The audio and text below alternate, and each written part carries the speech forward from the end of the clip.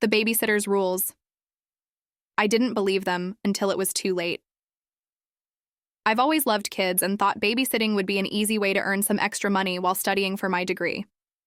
When Mrs. Thompson called me out of the blue and asked if I could watch her two children, Lily and Max, for a few hours one evening, I didn't hesitate to say yes. She offered an incredible hourly rate and assured me that the kids were well behaved. The job seemed like a dream come true. The evening started off normally enough. I arrived at the Thompsons' home, a large old house on the outskirts of town, and was greeted by Mrs. Thompson, a pleasant woman in her mid-40s.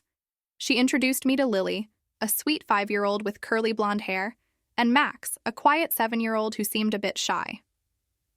After a brief tour of the house, Mrs. Thompson handed me a list of rules and instructions. She looked at me with an intensity that made me uneasy. "These rules are very important, Hannah," she said. "Please follow them exactly." I nodded, taking the list from her. "Of course, Mrs. Thompson, I will." She smiled, but it didn't reach her eyes.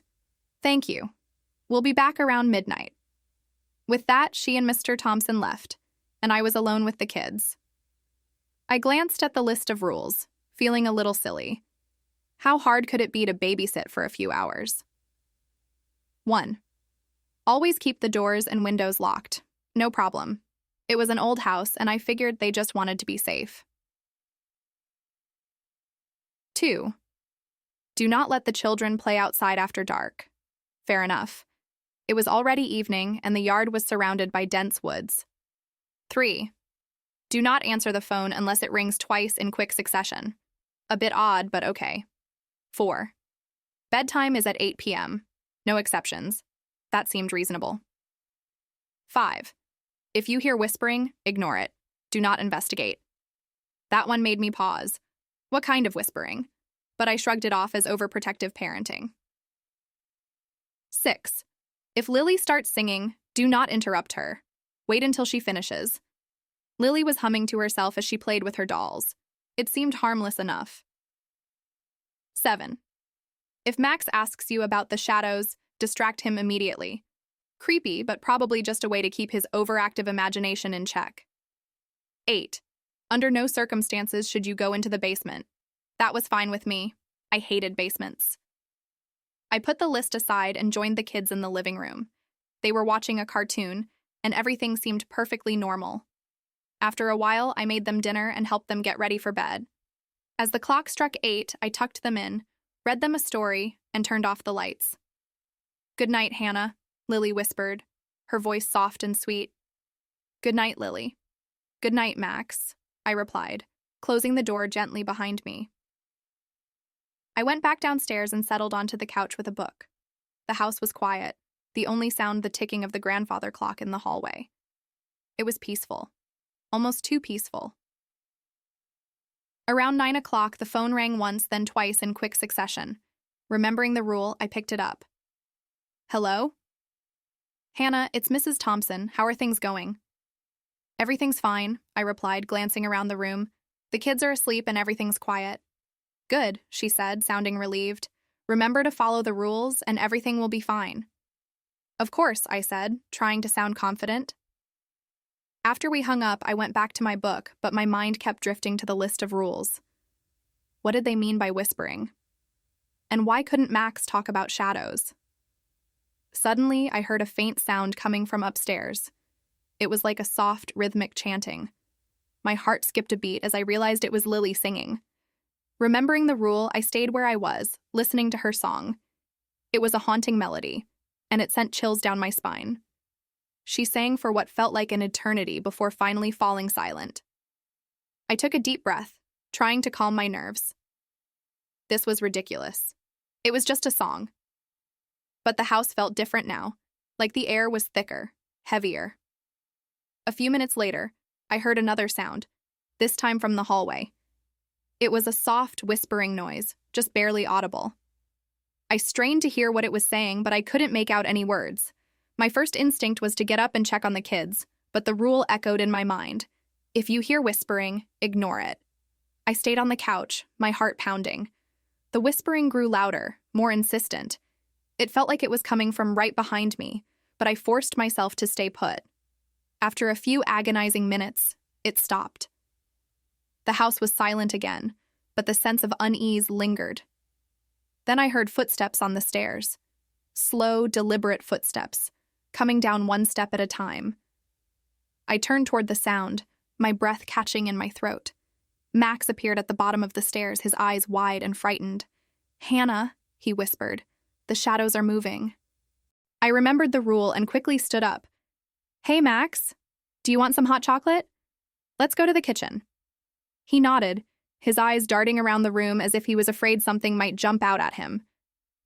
I took his hand and led him to the kitchen, trying to keep my voice light and cheerful. "Do you like marshmallows in your hot chocolate?" I asked, hoping to distract him.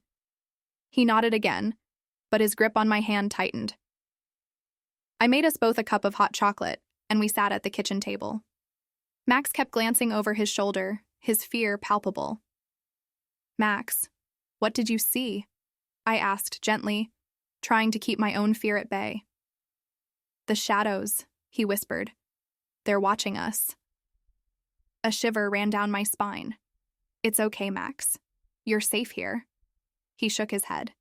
"They're everywhere. They want to take us." I didn't know what to say. I tried to reassure him, but his fear was contagious.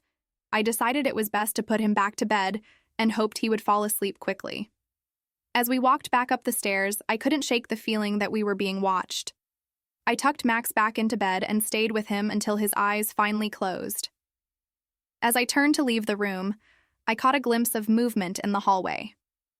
My heart leaped into my throat, but when I looked again, there was nothing there. Back in the living room, I paced nervously, my mind racing. This job was turning out to be far more than I had bargained for. The rules, the whispering, the shadows. It all felt like something out of a nightmare. At around 11:30, the phone rang again, twice in quick succession.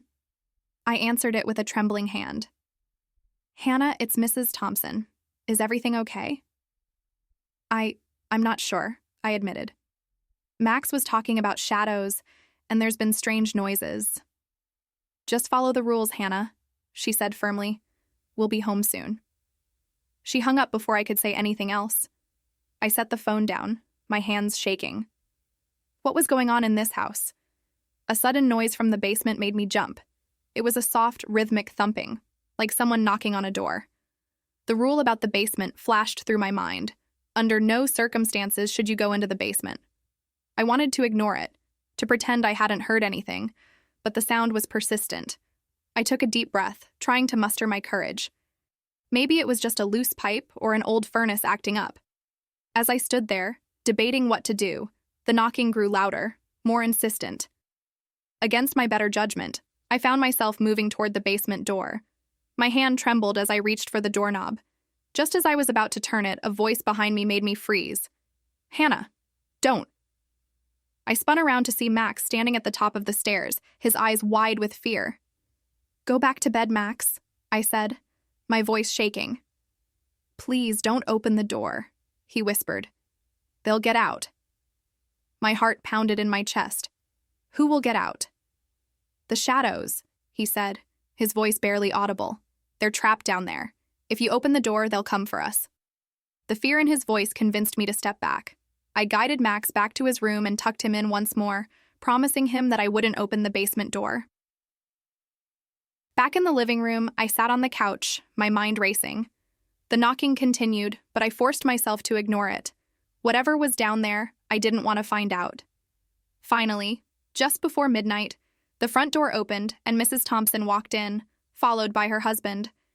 Relief washed over me at the sight of them. "How was everything?" she asked, her eyes scanning the room. "It was eventful," I said, trying to keep my voice steady. She nodded as if she expected that answer. "Thank you, Hannah. You did well." I gathered my things and headed for the door, eager to leave the house and its unsettling secrets behind. As I stepped outside, Mrs. Thompson's voice stopped me. "One last thing, Hannah." I turned to look at her. "Yes?" "Never speak of what happened here tonight, for your own sake." I nodded, too shaken to argue, and left the house. The drive home was a blur. My mind was filled with thoughts of shadows, whispers, and the rules I had barely understood. As I lay in bed that night, I couldn't shake the feeling that something had followed me home. The darkness in my room seemed thicker, more oppressive. I kept the lights on, unable to sleep, haunted by the events of the evening.